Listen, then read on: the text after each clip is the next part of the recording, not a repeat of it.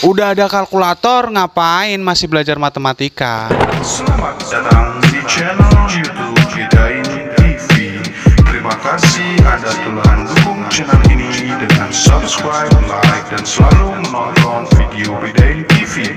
Semoga hari-hari Anda menyenangkan, sehat selalu, banyak rezeki, diampuni dosanya oleh Allah Subhanahu wa Ta'ala. Assalamualaikum warahmatullahi wabarakatuh. Ketemu lagi bersama saya di Bedain TV. Hari ini kita mau ngobrol-ngobrol lagi ya, ngobrol sama guru ya guys ya. Jadi topik kita kali ini tuh tentang postingan seseorang di medsos guys, di Facebook. Jadi ada orang yang posting di Facebook gini guys, ya seperti ini postingannya. Jadi intinya di postingan itu dia tuh ngomong gini, kalau udah ada kalkulator ngapain belajar matematika, kan ribet pusing ya guys ya.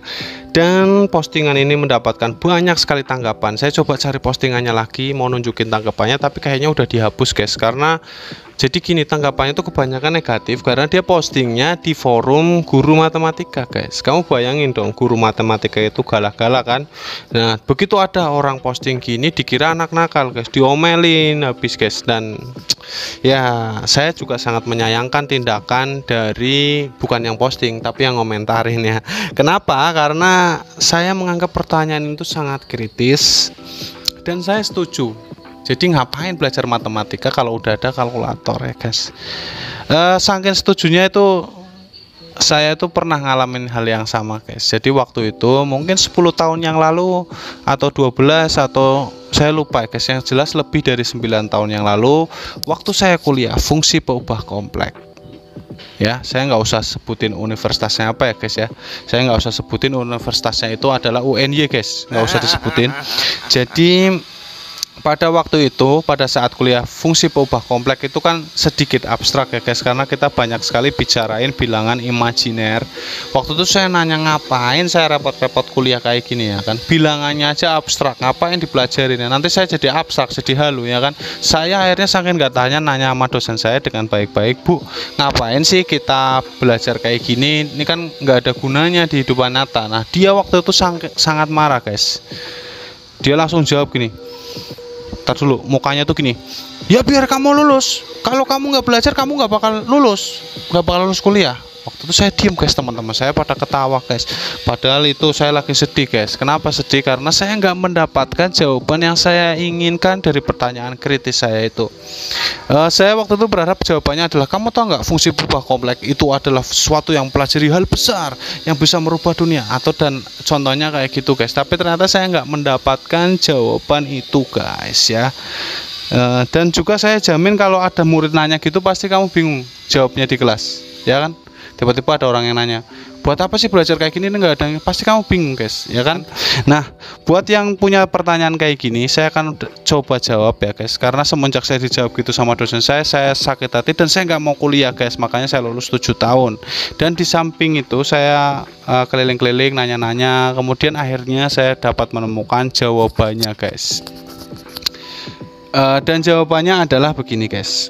Tapi jangan ditiru bolos kuliahnya ya guys ya. Saya itu waktu itu masih muda dan saya salah. Harusnya saya tetap kuliah sambil mencari jawabannya guys ya kan.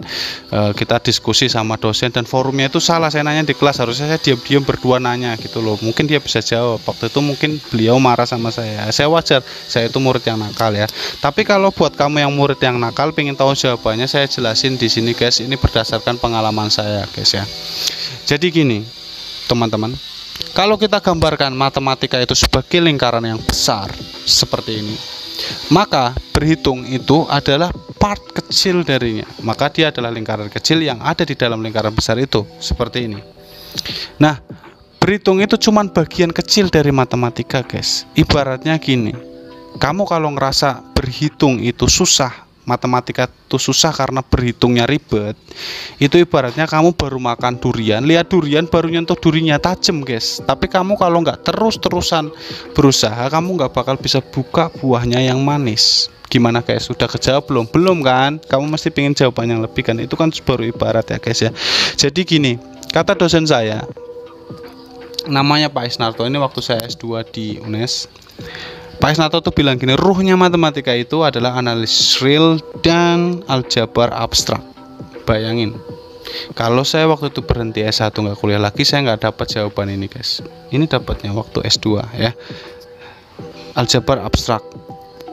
Kenapa bisa begitu? Karena menurut beliau dua mata kuliah itu adalah mata kuliah yang mengajarkan kita berpikir matematis, deduktif dan aksiomatif. Tapi setelah saya amati dua mata kuliah itu, intinya itu adalah kita cuman belajar fungsi dan himpunan yang menyusun suatu fungsi itu, ya kan? Jadi itu intinya matematika, cuman fungsi dan unsur penyusunnya yaitu himpunan. Kalau cuman berhitung itu adalah hal sepele guys. Jadi sebenarnya tuh berhitung adalah cara orang zaman dulu menyelesaikan suatu problem. Orang zaman dulu berdagang, maka mereka menciptakan perhitungan, menciptakan variabel. Ibnu Musa Al-Khwarizmi ya, untuk mempermudah berhitung. Nah itu tuh problem orang zaman dulu guys. Tapi kalau kita amati sekarang, dunia itu berkembang sangat pesat, ya kan? Kita ambil contoh satu dekade ini guys, satu dekade ke belakang atau 10 tahun ke belakang ini, perkembangan teknologi informasi itu sangat cepat. Dunia menghadapi problem yang lebih besar dari sekedar berhitung. Persaingan di mana-mana, ya kan? Problem-problem itu semakin susah dipecahkan, dan matematika adalah salah satu bidang ilmu yang menjadi pendobrak itu ya. Jadi memecahkan banyak masalah yang ada di dunia ini, guys. Kemajuan teknologi saat ini itu didorong oleh matematika, guys. Kamu mau bukti kan? Oke, kita buktiin bareng-bareng ya. Jadi gini, 10 tahun yang lalu, saya ambil contoh ya, e-commerce. E-commerce 10 tahun yang lalu mulai dikenal di Indonesia ya. Waktu itu adalah teknologi yang keren ya. Kita mulai dari Kaskus yang cuma ngobrol-ngobrol, kemudian ada Toko Bagus, ada Tokopedia, ada Bukalapak dan lain sebagainya. Itu berkembang sangat pesat dan itu mempermudah orang. Ya kan, itu the great invention menurut saya ya. Invention yang sangat besar ya. Kenapa? Karena orang itu sekarang nyari barang gampang, memutus tali distribusi ya. Kadang orang di daerah tuh dapat barang lebih mahal, tapi sekarang enggak, tinggal searching di HP kita dapat barang yang murah ya. Itu 10 tahun yang lalu guys, 10 tahun yang lalu itu udah merupakan penemuan yang besar waktu itu ya. Tapi yang kita bicarain bukan 10 tahun yang lalu, tapi kemajuan teknologi 5 tahun belakangan ini. Dan kenapa? Buktinya apa matematika berperan? Sekarang ada profesi yang namanya data scientist. Tugasnya apa data scientist? Membuat suatu artificial intelligence atau kecerdasan buasan. Gimana caranya? Ya, data scientist ini tugasnya adalah melatih data, guys. Jadi waktu itu ada salah satu orang dosen UI yang bilang gini guys, jadi tugas data scientist itu adalah melatih data guys. Jadi data yang dulu kita kolek, kita analisis aja, sekarang kita latih datanya. Ibaratnya gini, beliau bilang gini, ini kambing dan target yang kita capai itu adalah gunung. Datanya adalah kambing dan target yang kita capai adalah gunung. Tugas data scientist adalah membuat kambing ini mencapai puncak gunung itu guys. Ya, jadi pertama kita suruh lari doang. Kemudian dia berlari mendaki gunung dan dia pasti tidak akan sampai puncaknya karena dia belum terlatih. Kemudian dia turun lagi. Tugas data scientist adalah membuat dia mempelajari kesalahannya pada saat pendakian pertama dan memperbaikinya kepada di pendakian yang kedua. Kalau kedua gagal, dia akan memperbaikinya lagi dan sampai ke pendakian yang ketiga sampai dia meraih puncak. Itu namanya tugasnya data scientist ya. Sampai segitu teknologi yang berkembang saat ini dan didorong oleh matematika ya, yang menyusun algoritmanya itu tadi. Nah, buktinya apa? Buktinya gini guys, dulu kan e-commerce cuman terbatas ya, fungsinya itu terbatas. Jadi kita ngasih perintah, kemudian e-commerce-nya menjawab ya. Misalnya kita cari sepatu, e-commerce-nya menjawab, dihadirkanlah gambar-gambar sepatu kepada kita yang kemudian kita pilih ya guys ya. Itu zaman dulu guys. Sekarang udah beda. Kamu ngamatin nggak?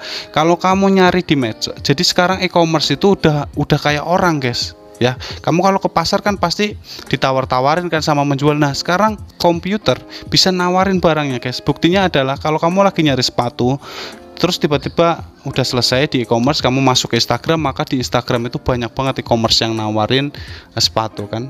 Masuk Facebook, berandamu isinya sepatu semua. Kalau kamu lagi nyari bunga, di situ isinya bunga semua ya. Tujuannya apa? Biar biar kamu kembali lagi ke e-commerce dan meningkatkan data penjualan di e-commerce itu. Dan itu adalah hanya salah satu contoh teknologi yang didorong oleh matematika, guys. Jadi kamu jangan remehin matematika, guys. Kamu kalau cuma berhitung itu sepele, guys.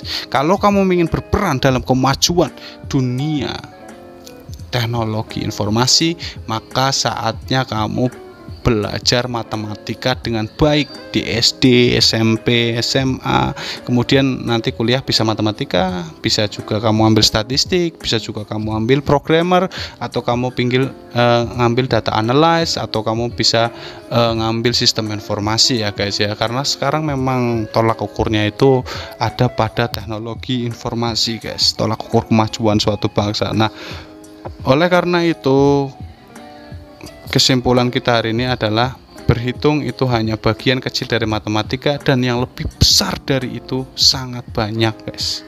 Maka kalau kamu cuma belajar berhitung dan mengandalkan kalkulator, itu kamu cuman kalau makan durian itu baru nyentuh durinya, kamu belum makan dagingnya, guys ya. Jadi kamu tetap belajar matematika ya, jangan malas-malesan, karena sekarang matematika sangat berkembang, dan matematika itu terbukti ya, setiap perkembangan zaman, setiap era baru dalam suatu zaman itu pasti ada matematika di dalamnya. Oke, sampai ketemu lagi di topik diskusi kita berikutnya. Salam Bedain TV. Assalamualaikum warahmatullahi wabarakatuh.